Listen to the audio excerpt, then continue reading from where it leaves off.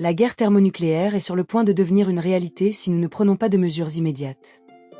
Ces mots, prononcés des décennies plus tard, résument l'urgence d'Albert Einstein en 1939, lorsqu'il rédigea une lettre à Franklin D. Roosevelt. La menace d'un pouvoir destructeur sans précédent pesait sur l'humanité, et un simple morceau de papier pouvait faire pencher la balance. Cette lettre, contenant des faits scientifiques et une alerte sur le danger imminent, est devenue un tournant dans l'histoire de la guerre froide et de la course à l'armement nucléaire. Pour saisir la portée de cette communication, il faut plonger dans un monde en tourmente. La montée du nazisme en Europe créait une atmosphère de peur et d'incertitude. Les avancées scientifiques bouleversaient le paysage, mais le risque qu'elles soient utilisées à des fins destructrices préoccupait des esprits comme celui d'Einstein. Pour lui, cette lettre ne représentait pas seulement une exploration scientifique, mais un engagement moral. Ayant fui l'oppression nazie, il connaissait les conséquences dévastatrices des idéologies extrêmes et comprenait que la connaissance pouvait être utilisée pour le bien ou le mal. Cette dualité se trouvait au cœur de son message. En alertant Roosevelt sur le potentiel d'une arme nucléaire, Einstein assumait une responsabilité morale, appelant à une action immédiate. La réaction de Roosevelt face à cette alerte d'Einstein était enracinée dans un contexte politique tumultueux.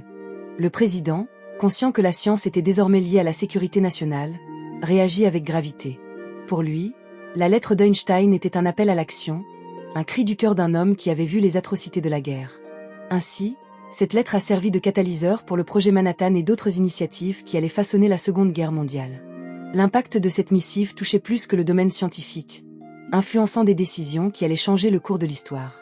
Cependant, à quel prix ? Les implications morales et éthiques de ces choix devenaient de plus en plus troublantes. Einstein, en tant que père intellectuel de cette révolution, devait porter un fardeau de culpabilité et de responsabilité concernant les conséquences de cette lettre. En réfléchissant à cet épisode, il est essentiel de considérer les leçons à tirer de cette alerte historique. Quelles responsabilités les scientifiques et les intellectuels ont-ils face aux menaces mondiales ? La lettre d'Einstein rappelle que chaque décision compte et qu'il est impératif de peser le poids de nos choix. Albert Einstein, figure emblématique de la science, savait qu'il se tenait au cœur d'un tournant décisif de l'histoire. En 1939, l'ombre menaçante du nazisme grandissait, et la recherche scientifique subissait des transformations radicales. La lettre, rédigée le 2 août 1939, était le résultat de la collaboration entre Einstein et son ancien élève, Léo Szilard. Szilard, inquiet des progrès de l'Allemagne nazie dans la recherche sur la fission nucléaire, avait convaincu Einstein de faire entendre sa voix. Les deux hommes savaient que la découverte de la fission atomique pourrait mener à la création d'une arme d'une puissance inimaginable. Dans la lettre, Einstein exprimait la possibilité que les États-Unis soient en retard face aux avancées nucléaires de l'Allemagne, soulignant la nécessité d'une recherche accélérée. Il faisait ressentir un sentiment d'urgence et de responsabilité, révélant que la science était confrontée à ses propres conséquences fatales. La lettre fut reçue avec sérieux et annonça la création du projet Manhattan, un programme top secret engagé dans la recherche d'une bombe atomique. Cependant, l'engagement d'Einstein ne s'arrêta pas là. Dans les mois qui suivirent, il observa avec inquiétude le développement de ces technologies. Les dilemmes moraux se firent plus pressants. Einstein savait que sa lettre avait déclenché une course à l'armement nucléaire, mais il se sentait pris dans un engrenage hors de son contrôle. L'angoisse qui l'habitait révélait la complexité de son héritage. Peu après la guerre, alors que le monde découvrait les conséquences de l'utilisation de bombes atomiques à Hiroshima et Nagasaki, Einstein exprima des regrets sur sa contribution. Ces mots, lourds de sens, mettaient en lumière le fardeau qu'il devait porter. La lettre à Roosevelt était devenue le catalyseur d'un changement monumental, mais aussi d'un questionnement. Jusqu'où les scientifiques doivent-ils aller pour protéger l'humanité face à des menaces existentielles ? Ce moment crucial dans la vie d'Einstein montre son génie intellectuel et le dilemme moral auquel tant de scientifiques font face, un combat entre l'avancement de la connaissance et la nécessité d'une morale solide. Les événements qui ont suivi la lettre ont révélé l'ampleur des préoccupations scientifiques et politiques. En décidant d'écrire cette missive, Einstein savait qu'il prenait un risque. Son amitié avec Szilard renforçait cette conviction.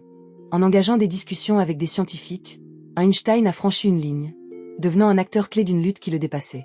La réaction à sa lettre ne fut pas celle d'un enthousiasme sans réserve. Certains conseillers américains restèrent sceptiques quant à la capacité d'Allemagne à créer une arme aussi dévastatrice. Cependant, la détermination d'Einstein réussit à éveiller les esprits, conduisant Roosevelt à instituer des conférences scientifiques pour évaluer le potentiel nucléaire. Einstein avait ouvert la porte, mais il n'était pas un membre actif du projet Manhattan.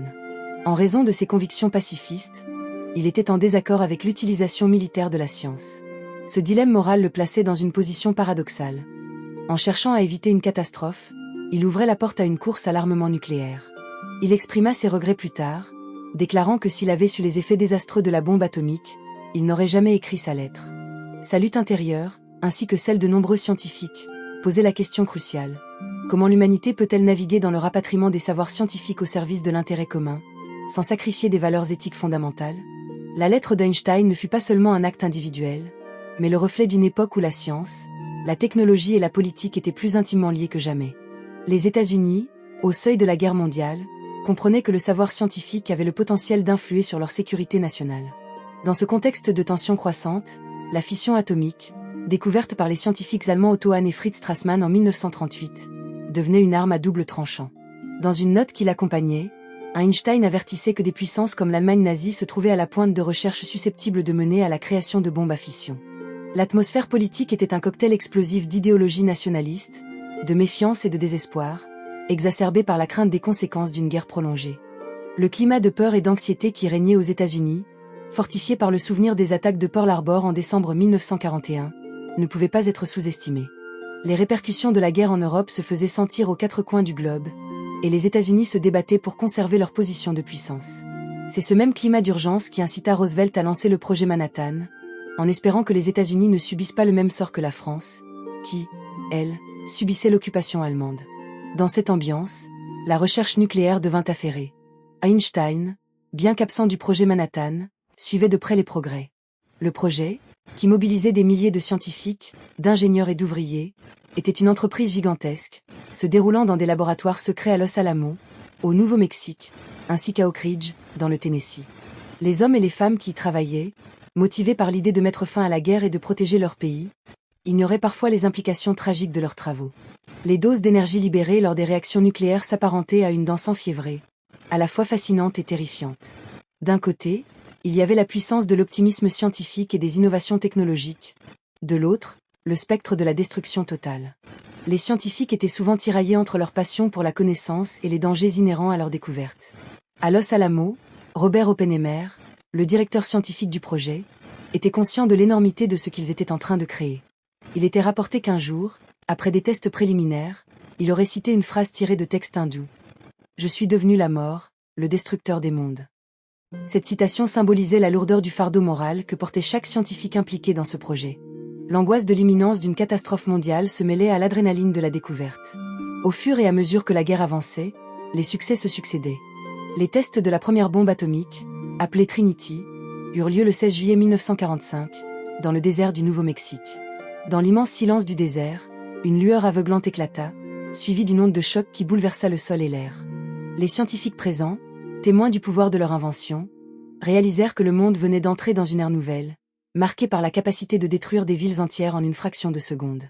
Les ravages de cette découverte, qui avait pour but de mettre fin à la guerre, posaient la question cruciale. Quel prix l'humanité était-elle réellement prête à payer? Einstein, dont le cœur était pacifiste, assistait à cette évolution avec un mélange de regret et de résignation. Il savait que le mal était fait. Sa lettre, écrite avec des intentions nobles, avait ouvert la voie à quelque chose de bien plus grand que lui.